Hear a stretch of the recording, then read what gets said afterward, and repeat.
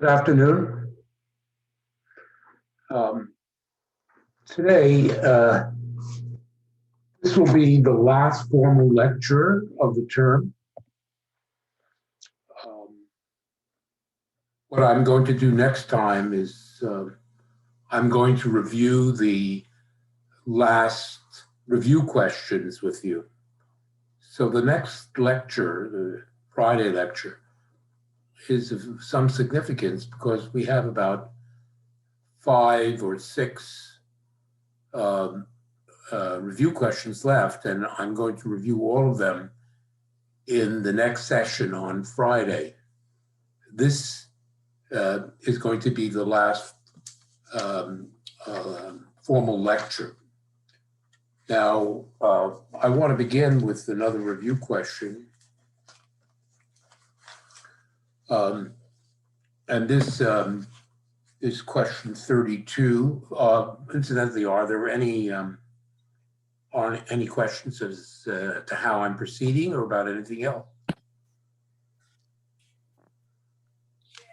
Professor, Yes. sorry, there was a question we were all wondering about. Do we pick 3 out of the 9 questions? I beg your pardon?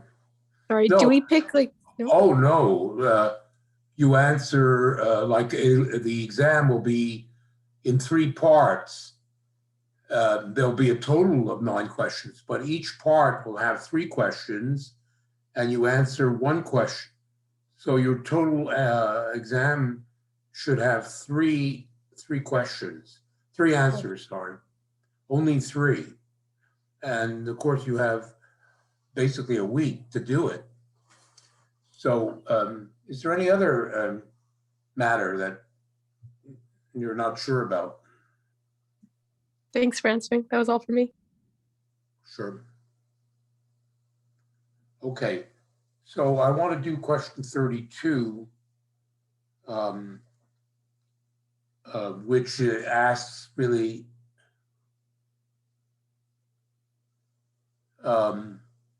the final, well, you upload to UmLearn the final and the last paper, and we'll deal with them from UmLearn.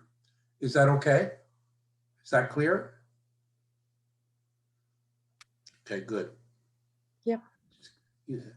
Laddie says sounds good. So people must have a general idea. It's actually a relatively simple structure. Okay, so the last review question is concerns the history of Christianity in the West, basically from the time of Constantine until I guess the 6th century, or the 6th, beginning of the 7th century. So first of all, you start out on and answering this question with, of course, Constantine, who makes Christianity the state religion. And you note that he did so because Christianity, by his time, had become a political force with an elaborate hierarchy, bishops, and growing wealth. And so it could help to buttress the Roman state. Then going forward, of course, the empire is in decay, but the church keeps getting stronger. And one notable thing is the growing power of the bishops. And it's not only their political power, but also in a world where actually there are fewer and fewer literate people, especially in the West, the bishops are playing more and more of an administrative role, both in terms of the church, but also even in the barbarian successor states, the kings have to depend on the bishops as political advisors and because of their literacy. But of course, the main thing in the West is the rise of the papacy. So you want to talk about the fact that in the early church, certainly Rome was very important. Say this was the so-called See of St. Peter, one of the founders of the church. But there were other bishoprics like Constantinople, Antioch, Alexandria, which were also considered to be important. But with Leo the Great, the dates are 440 to 461, you see the papacy beginning to emerge as a real political force. He takes the title Pontifex Maximus, which used to be the title of the emperors. The East Roman emperors concede political authority to the papacy in and around Rome. And Leo gets a great reputation because he convinces Attila the Hun not to invade Italy. And so the Pope is seen as the protector of the Roman and indeed the Italian people. The next important Pope is Gregory the Great from 590 to 604. And Gregory is known, first of all, because he really began the conversion of England. He sent missionaries to England and to Germany and began basically the conversion of both of these places to the Catholic faith.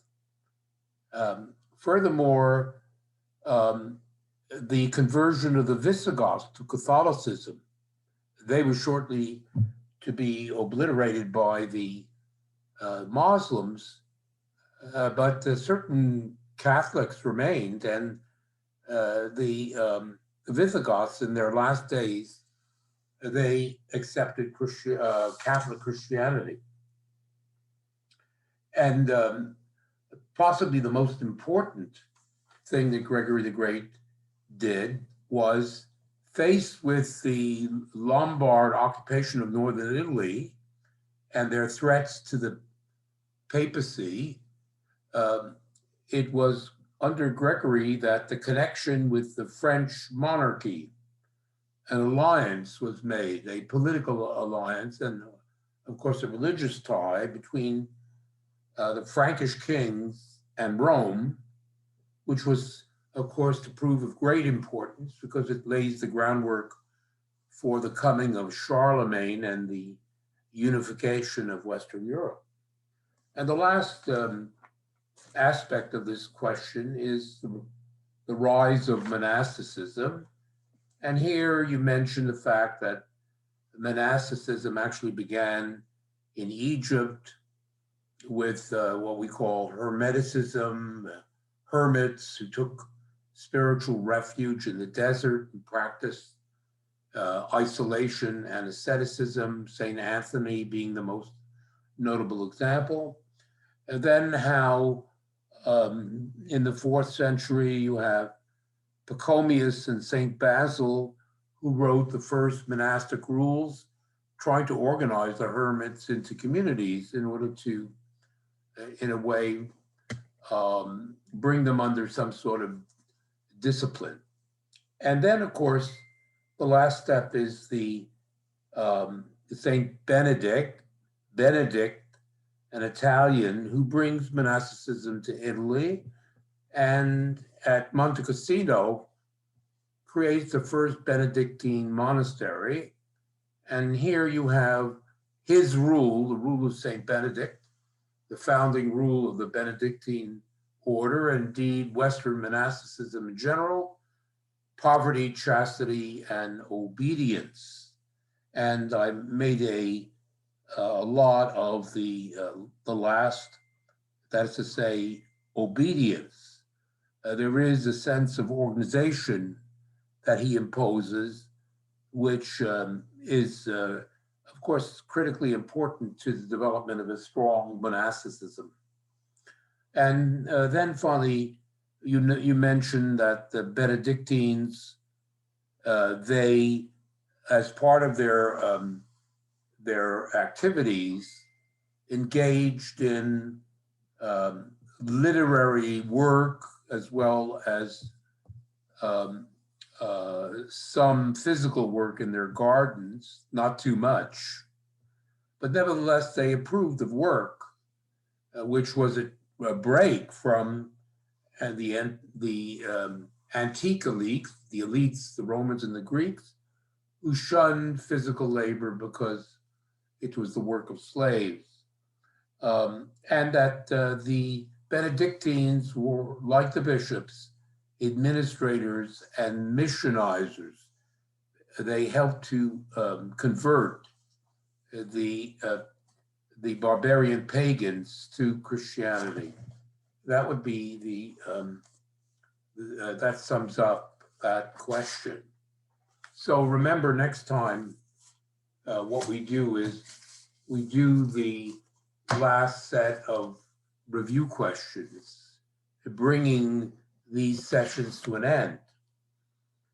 Hopefully, I'm not sure I can get through all the review questions. Probably, I think there are 5 or 6. Probably I can. So now we turn to the last subject, and here I'm going to I'm doing something. I'm breaking off the steady advance we've made in terms of European history up to this point, Western history. And we saw last time there was this general crisis of the late Middle Ages. And I said, of course, there was huge, whether it's wars, there's political conflict, the papacy is in ruins. It seems that many of the accomplishments of the High Middle Ages are obliterated, but on the other hand, the great new fact is that the lower classes rebel. When I say the lower classes, I mean everybody below the nobles, including the wealthy merchants in the towns. And the towns become more independent, and the rural people free themselves from serfdom. Legally, by the end of the Middle Ages, there were scarcely any serfs left in Western Europe. That had to do partly with a shortage of labor, but it also had to do with the pugnaciousness, the willingness of the ordinary people to take up arms. And they indeed invented firearms, cannon, also things like the longbow in England, the rifle, the pistol, and the nobles who were feudal cavalry were mowed down by this. And so the lower classes, I wouldn't say that they got the upper hand. Things didn't go that far, except in certain places like Switzerland and northern Italy, but the nobles had to retreat, and they took retreat. The institution that saved the nobility was the new territorial states that came into being in France and England and Spain at the end of the Middle Ages. So we have the creation of what we call the territorial state. We have the fact that a new culture is born in Italy, which is distinct from the culture of the nobility and of the church, the culture of the Italian Renaissance, which is a very distinctively bourgeois, middle-class culture, a sign of strength.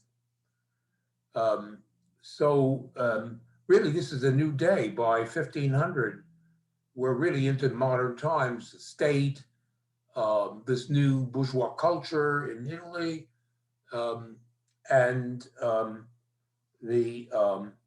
in fact, the printing press is already invented. Um, the um, the first discoveries overseas are being made by people like Columbus. Um, it is really new times, and underneath it all, of course, is the birth of capitalism, which, of course, we're not going to consider. Uh, it's something I'm very deeply interested in, the birth of capitalism. That's an important area of research for me, but we're not dealing with it.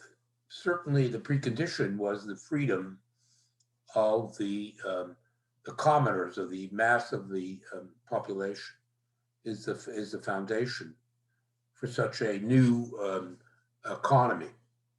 But instead of dealing with those things, I want to actually deal with the history of Islam.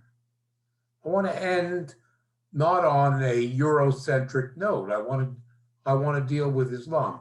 Partly the reason is um, one of the review questions that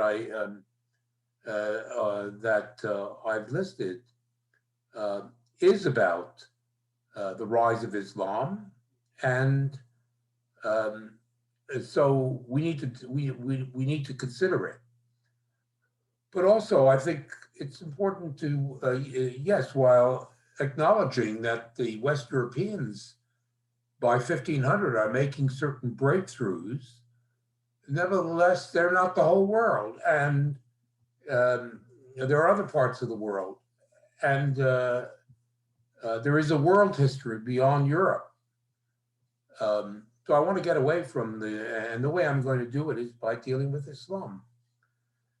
So I can begin this discussion by, as I said, one of the review questions deal with, by noting that, as a matter of fact, I've already alluded to the fact that the Arabs uh, in the 7th, 8th, 9th, 10th centuries, they owned the Mediterranean Sea, and so they took over Spain and so on, and they were raiding Italy and southern France. But one should note that even with the coming of modern times, the Muslims remained a formidable force, because you see, as late as 1683, that's the late 17th century, the Muslims, or in this case, the Ottoman Turks, laid siege to Vienna. The major city in Central Europe was under siege by an advancing Islamic army in 1683. And the same thing had happened earlier under one of the great sultans of the Ottoman Empire, Suleiman the Great. Vienna had been besieged in 1529. The Ottoman Turks, actually, these were the furthest reachers of the Ottoman Empire, but they had taken over the whole of the Balkans, and the southern Ukraine and southern Russia was Ottoman territory. So the threat from Islam, and this is the way it was received in Europe, continued right into modern times. The great event, of course, had been that the Ottomans, the Muslims, in the name of Islam, had seized the city of Constantinople in 1453. Constantinople, I explained, the beginning of the 4th century, Constantine founds Constantinople, and it becomes the great center of Eastern Christianity and of the economy of the East under the Byzantine emperors. Well, the Byzantine Empire is obliterated by this militant Muslim empire at the end of the Middle Ages in 1453. The city of Constantinople is taken by Islam. And furthermore, we should note that we can see that this expansiveness extends even beyond the Ottoman Empire, because we're seeing that Islam is gaining more and more converts in East and West Africa at this time. Merchants are bringing Islam to East and West Africa at this time, that is to say, the end of the Middle Ages. At the beginning of the 16th century, the Muslims actually take over India, take over the Mughal Empire is established in India, and the Muslims extend their influence into Asia, into Burma, southern Burma, the southern Philippines, and the islands, the so-called Spice Islands, today known as Indonesia. All of these places become Muslim actually at the beginning of modern times. So you can see that the West Europeans don't have it all their own way, that Islam is still a force. So what I want to consider is where Islam came from. Give you a brief history, and here we go back into the European Dark Ages, that period. The so-called, we're using the European perspective. This is when Islam arose. It began at the end of the 6th century AD. Now, its significance for Western Europe was that we could say that as a result of the conquest of the Middle East and the North Africa and the establishment of Arab naval forces on the Mediterranean, really the Arabs closed off the Mediterranean from the Middle East as a result of their conquest. The Western Europe became basically isolated from the rest of the world. By rest of the world, I mean the rest of Eurasia, the Middle East, and India and China. They had no access because the Arabs basically blocked.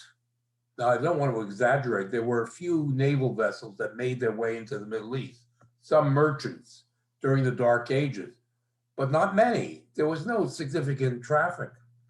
And so Western Europe was thrown back on its own resources. And certainly what I would say about that is, of course, that was a pity, particularly for those who were, that is to say, amongst the elite, who enjoyed the luxuries, the spices, the silks, the exotic goods that were produced in the Middle East and in Asia. Merchants and the nobles had no access to these things. Europe was thrown back on itself. On the other hand, we can say that as a result of this isolation, we see the internal evolution of Europe, the development of this powerful Roman Catholic religion, separate from the Byzantium, separate from the East Roman emperors. And likewise, we see the emergence of feudalism and ultimately the Holy Roman Empire under Charlemagne. If Western Europe had continued to be in close contact with the emperors and the church in the East, likely these things would not have happened. So in a certain sense, the distinctiveness of Western Europe would have been foreshortened, would have been crippled as a result of continued contact. And so in a certain way, it facilitated the emergence of a distinctive West European civilization. Now, I want to now look at the actual development of Islam. And of course, the founder of Islam was Muhammad. He was born in a little town, a port known as Hejaz in Arabia, today Saudi Arabia.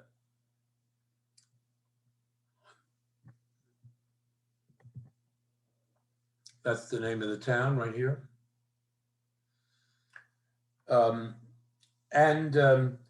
At the time he was a poor orphan. He had a very humble birth, and he was born around 570 A.D. Now, Arabia at this time was, it doesn't have much rainfall and so on, and it was basically a poor tribal society.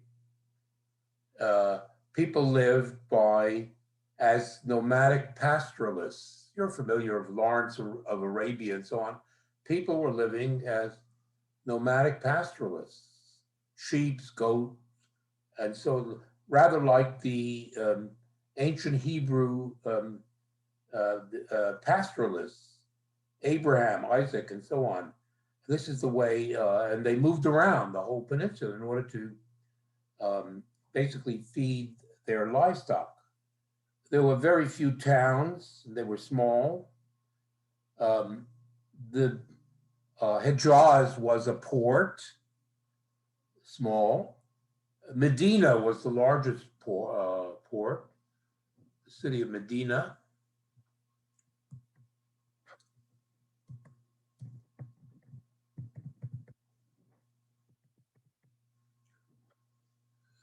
Here, this is Medina. Sorry, yeah, this is, this is Mecca and this is Medina. Those are the two largest towns. The Hejaz was down further. In any case, the trade that was conducted, there were some merchants in these towns. They traded with Ethiopia, with Africa. They traded with Egypt. They traded with Mesopotamia, these merchants, these Arab merchants.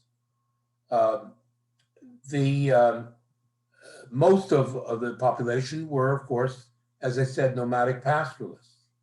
And as for religion, most of them were polytheists. They were idol worshippers. They worshiped many different gods. However, and of course, this is a tribal society, kinship, extended families, clans, tribes. That's the mode of organization. And very often they were fighting one another. There was constant fighting between these tribes in the Arabian Peninsula. Obviously, water is very important and so on, and grass. And this was the source of constant conflict. Now, as I said, in Mecca, there was a stone, an immense stone known as the Kaaba, and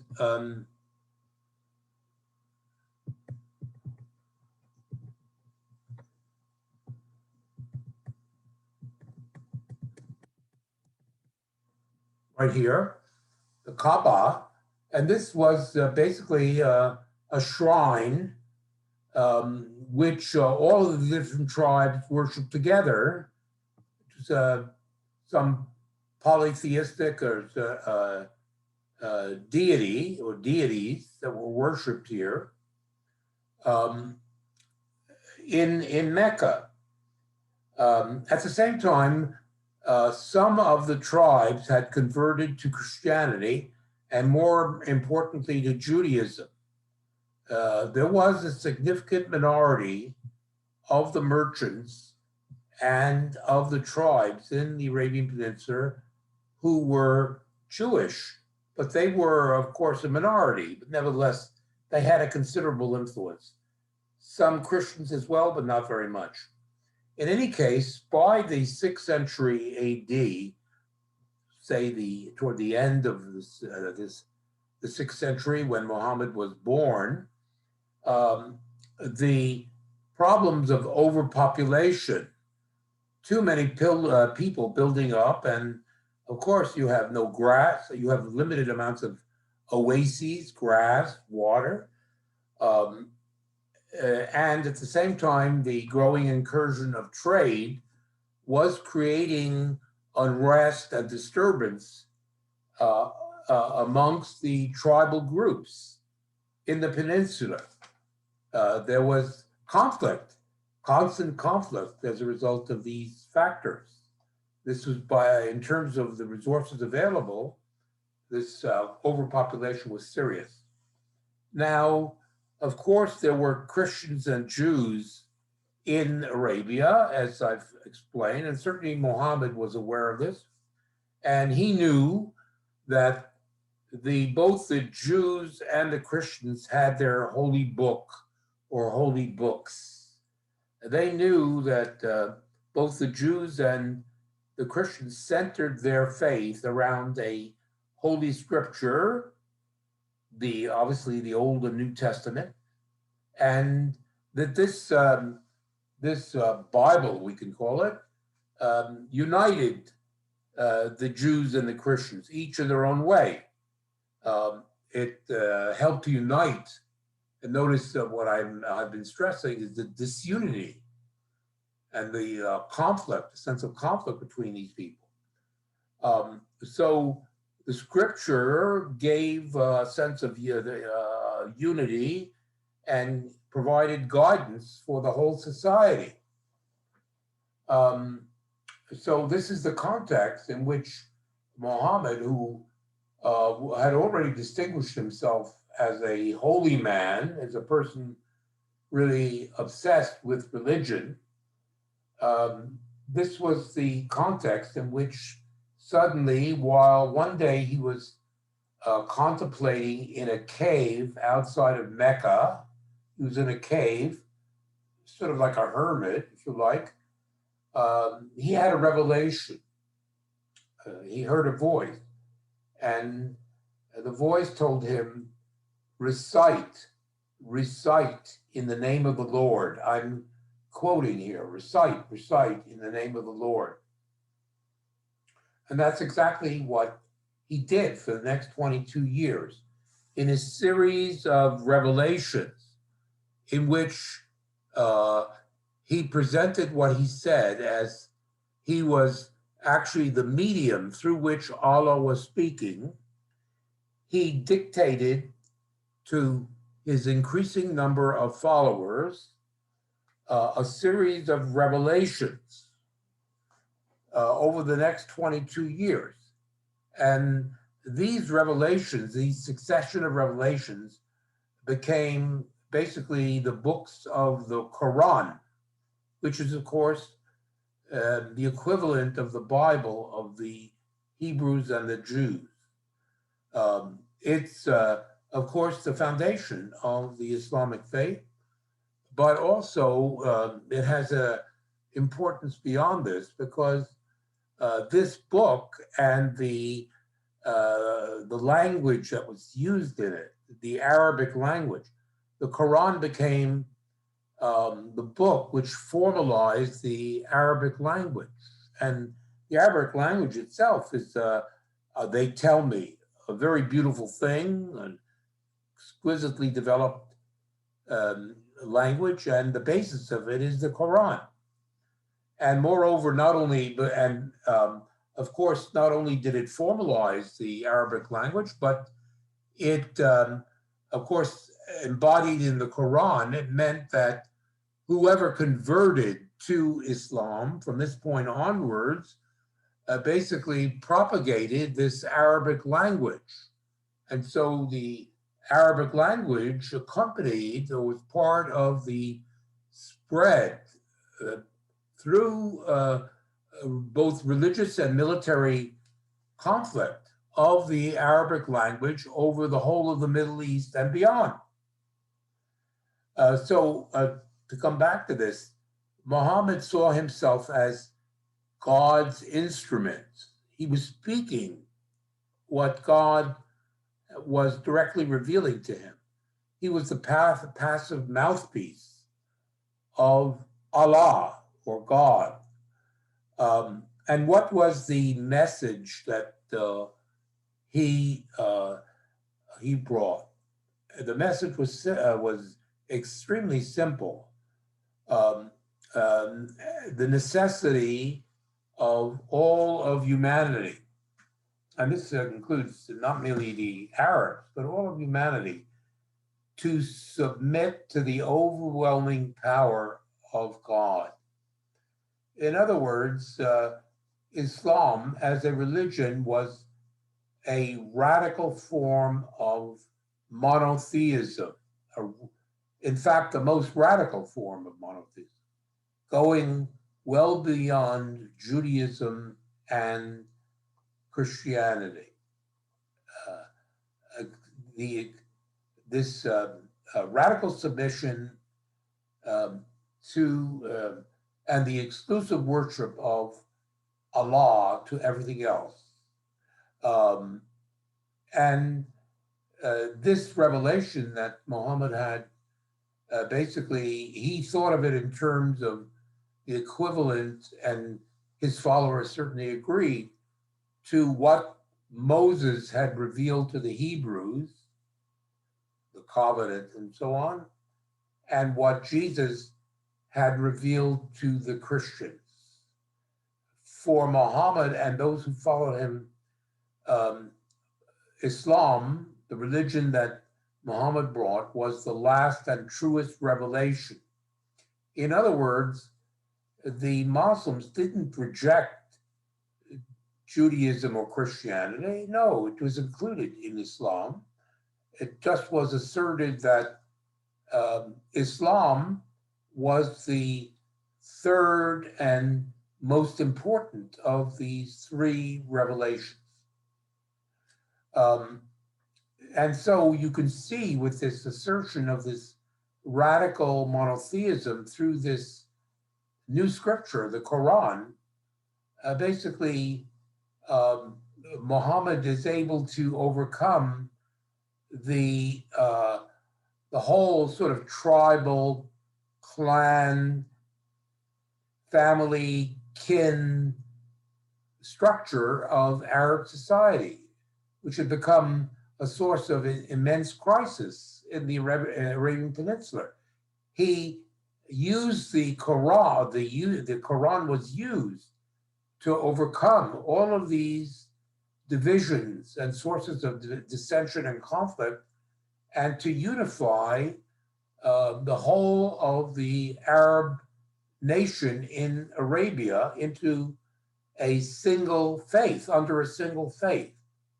And when I say it was a faith, it was a faith, but it quickly became a culture, a distinctive culture. And if you want to understand the power of Islam, because as you probably are aware, I mean, it has enormous power. And we see this here even in Winnipeg, that there are many people who are Muslims. And basically, I would say that the two reasons behind this is, first of all, the appeal of a belief where you come to the view that everything is under the immediate control of God. The will of humanity is nothing.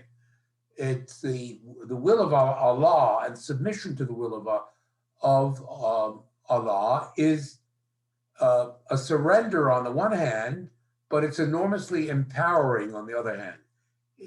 It frees you from all sorts of choices and contradictions and so on. You just feel that your destiny is in the hands of this overwhelming divine force. So that's one thing. But the other thing is the culture which it created, which itself, the family structures, the foods, the dress, the role of women, um, for better or for worse. Um, that too is an aspect of Islam which has an enormous power on people. So, to sum up what Islam was all about, I would say it was a acceptance of Allah, submission to Allah, acceptance of Muhammad and the Holy Book of Quran as the third and greatest revelation, the necessity of prayer several times a day, and if possible, pilgrimage to Mecca. Pilgrimage to Mecca. Those were the basic four elements of Islam. Now, the spread of Islam was not by any means a piece of cake. People in Arabia, there was a whole struggle that went on before the whole of the Arab Peninsula accepted Muhammad's revelation. His own tribe in Mecca, the tribe known as the Qurayshi, rejected. Who is this Muhammad, this lowborn hermit and so on, and religious? We don't accept him. And in fact, Muhammad, a struggle broke out in Mecca. Muhammad had acquired a certain number of converts, and the struggle between these converts and the Qurayshi became so great that he and his 250 followers in 622 had to flee for their lives from Mecca, and they took refuge in Medina. I showed this in the map, on the map. And this flight is known as the Hijra. It's important in terms of the history of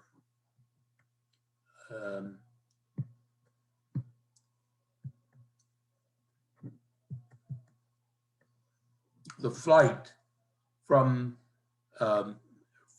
Mecca to Medina, Hijra, 622. Now, what did he find? Did Muhammad find in Medina? Well, he found a city in which basically were two tribes, and the whole city was dominated by the Jewish merchants, who of course resisted Muhammad. So a second struggle broke out in Medina, and the two tribes were won over by Muhammad. The Jews were expelled, and the two tribes now and the 250 original converts now marched back to Mecca, and they conquered, in addition to Medina, they took over Mecca as well. And they forced everybody there to basically submit to this new religion. The Jews, as I said, had to, and this is something that is very important in the history of Arabia. The Jews who were a minority, but nevertheless, as merchants and some of the tribes are Jewish, they were all expelled. As having conquered Medina and Mecca, the whole of Arabia now was militarily conquered and basically converted to this new faith we call Islam. Certainly the tribal, the patriarchal structure was preserved. The tribes, the authority of male authority figures, basic to Arab culture, remained, but it was all Islamicized now. It was all made compatible, as was the Kaaba itself, was purged of polytheistic elements and now became the central shrine of this new religion, the center of the pilgrimages and so on. Muhammad, remember these events started in 622. 10 years later, 632, Muhammad was dead. He died in 632. But by the time of his death, the conquest of the Arabian Peninsula had been accomplished. And indeed, the Arabs were now moving beyond. Arab armies, crusading armies, full of zeal for this new religion, but also motivated by the overpopulation of the peninsula and the possibility of plunder in the areas where they conquered. By the time of Muhammad's death, Arab armies were raiding into Syria and Lebanon and Iraq. This is 632.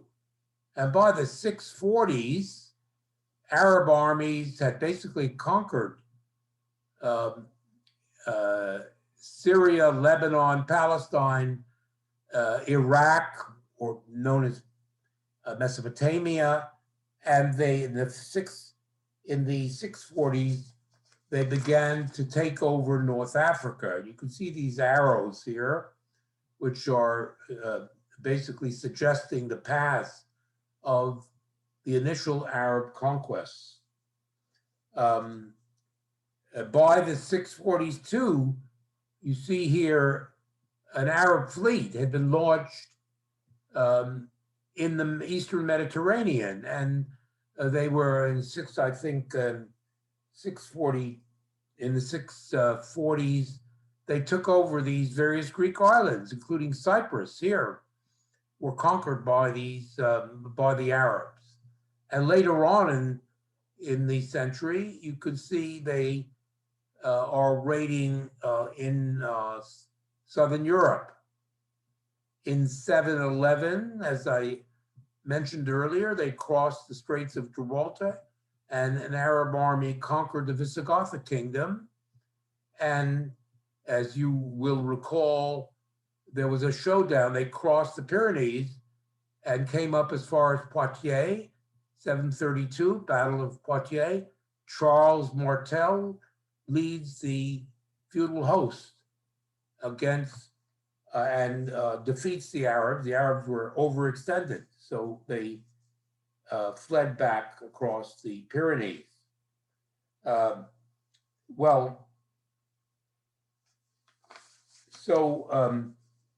this point as well, we can say that the whole of Persia, this is toward the end of the 7th century, the whole of Persia and Afghanistan has been taken over by Arab armies.